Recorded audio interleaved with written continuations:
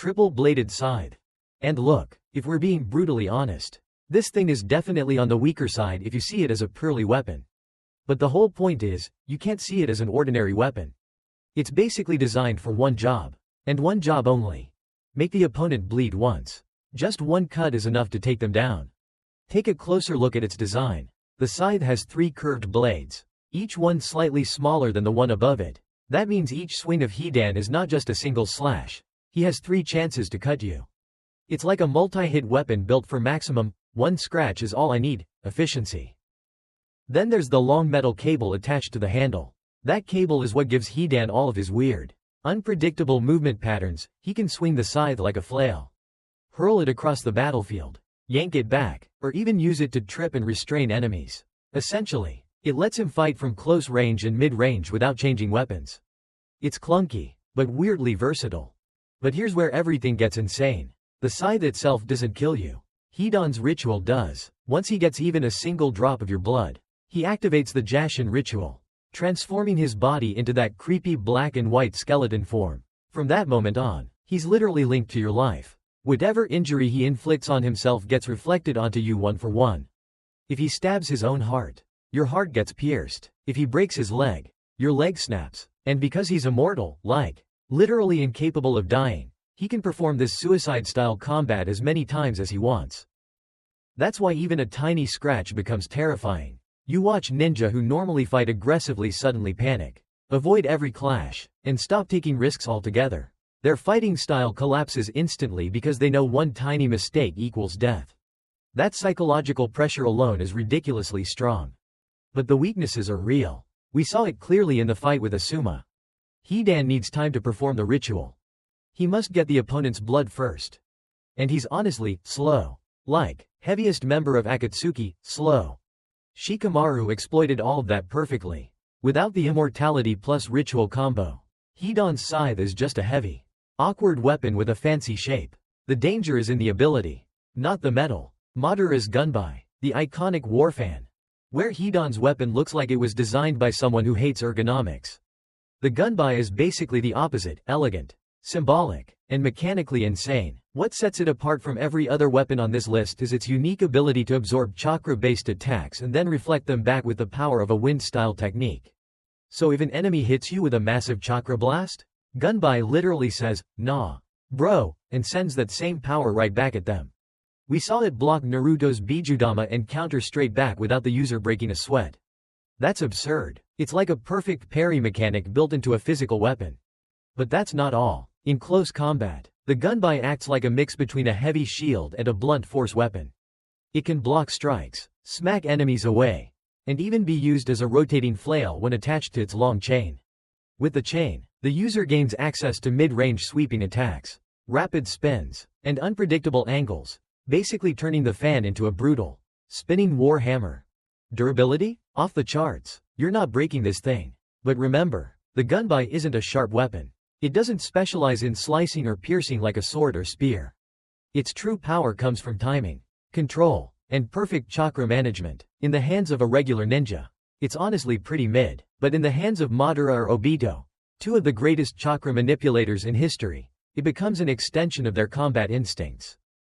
Its biggest weakness is scale. The Gunbai shines in 1v1 fights, but when you're dealing with large-scale battlefield scenarios, hundreds of fireballs, clones, or barrage-style attacks, it becomes harder to deflect everything. Compared to someone like Kakuzu, who can spam elemental attacks from every direction, the Gunbai feels less suited for massive war zones. Speaking of Kakuzu, now we're entering biological weapon territory. Kakuzu's body isn't just a weapon, it's a full combat ecosystem.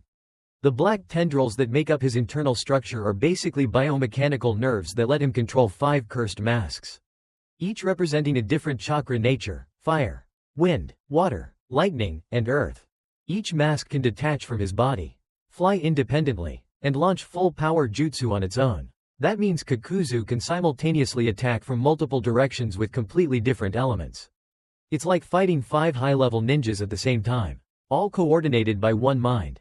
One of his scariest moves is combining elements, for example, using wind style to amplify fire style, creating devastating explosions capable of wiping out entire squads. And because he has access to all 5 nature transformations, he can always choose the elemental counter to whatever his opponent uses. But it doesn't end there. Kakuzu's threads can physically pierce bodies, shred organs, and even rip out hearts. That's how he collects his famous 5 hearts, each one acting as an extra life. Whenever one of his hearts gets destroyed, he simply swaps in another. It's literally a 5-life health bar in real-time combat. As if that wasn't enough, the guy can sew limbs back together like nothing happened. He repaired Deidara's arm mid-battle. He's practically a walking medical, offensive, and defensive hybrid unit. Of course, the weaknesses exist.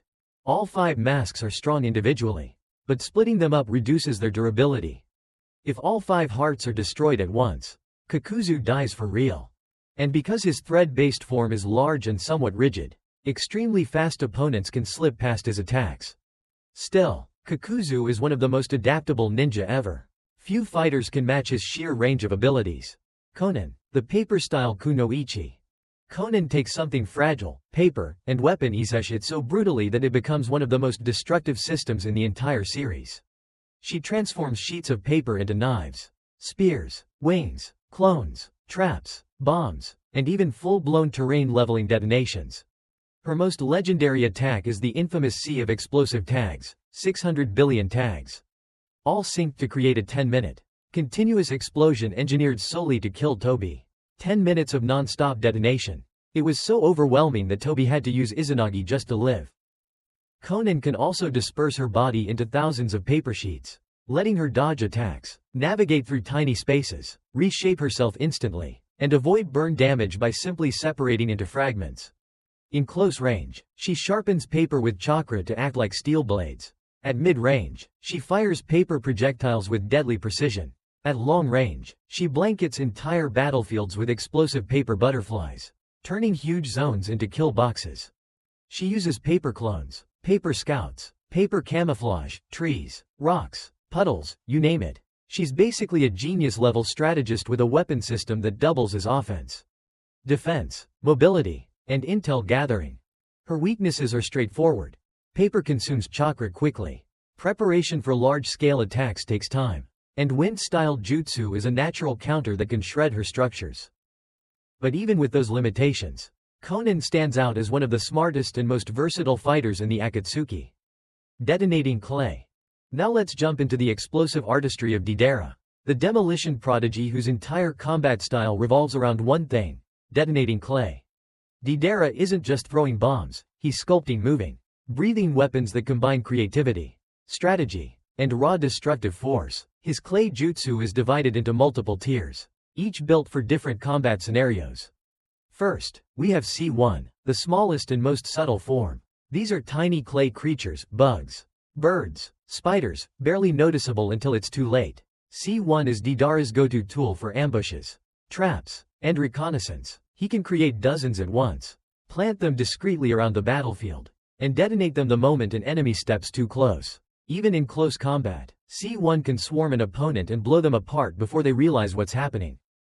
Then comes C2, where things start to get really dangerous. With C2, Deidara creates a massive clay dragon that can fly. This gives him absolute control over aerial combat.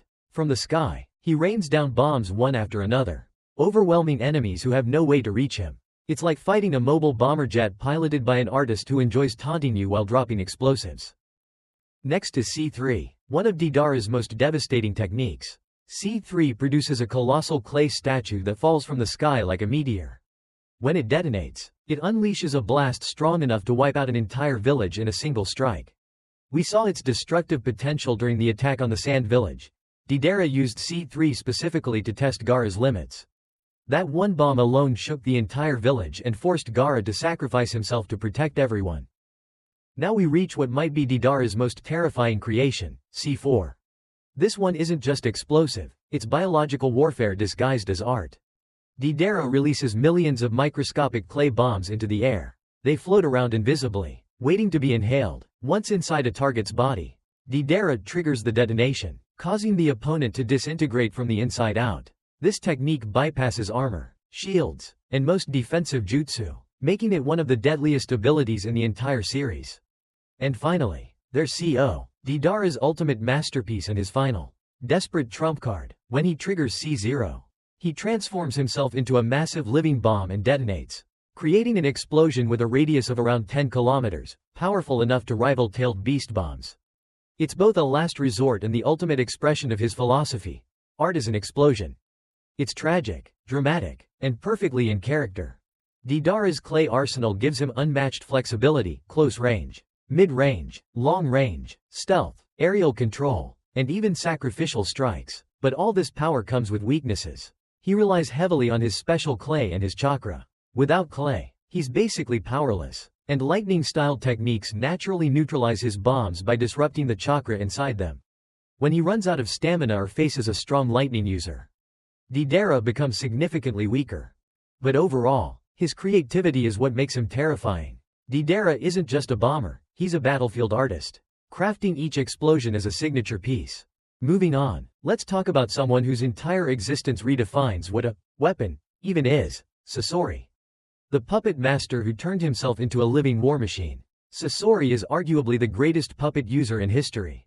And unlike typical puppeteers who control a few puppets at a time, Sasori commands an entire army. Sasori can control up to 100 puppets simultaneously, each equipped with hidden weapons, blades, needles, saws, drills, poison launchers, retractable spears, and more. When he unleashes all 100 at once, it stops feeling like a battle and starts looking like a massacre. He can overwhelm entire platoons in minutes, with each puppet attacking from a different angle. His greatest puppet weapon is the third case cage, turned into a human puppet after death. This puppet retains the case cage's famous iron sand ability, a magnetic-style technique feared throughout the ninja world. Iron sand can penetrate Gaara's sand defense, one of the strongest shields in existence. Sasori uses iron sand to shape massive clouds of metallic needles, iron spikes, high-speed projectiles, and even entire structures designed to crush or impale multiple enemies at once. Techniques like Iron Sand World Order and Iron Rain are large-scale, lethal, and almost impossible to counter. For defense, Sasori uses Hiriko, a puppet armor that encases his real body. Hiriko serves as both shield and weapon, with traps hidden in every joint and panel. It lets Sasori fight from a protected shell while launching ranged attacks safely. But the biggest twist is that Sasori turned himself into a puppet. His entire body is made of wooden machinery and hollow compartments, with only a single living flesh core, his heart, remaining. Because of this, he doesn't bleed, doesn't feel pain, doesn't age, and doesn't get tired. He can repair himself mid-battle, rebuild damaged puppets instantly, and keep fighting indefinitely as long as his heart core stays safe. Every one of Sasori's puppets is coated with a lethal poison he personally developed. Even a tiny scratch can paralyze a target and kill them within days if untreated. Sakura, trained by one of the best medical ninjas alive, nearly died from a single graze. Of course, even a monster like Sasori has weaknesses. If the chakra strings controlling his puppets are cut, they become useless, but reaching Sasori through 100 attacking puppets is nearly impossible. And while his puppet body is durable, hitting the heart core ends the fight instantly. But between his puppet army, poison, durability, and iron sand, Sasori maintains absolute battlefield control. He's strategic, cold, and mechanically flawless, one of the deadliest forces in the Akatsuki. Now we turn to the beastly chakra-eating blade, Samehada, the living sword bonded with Kisame. Unlike traditional blades, Samehada isn't metal, it's a sentient creature covered in rough scales that act like serrated teeth.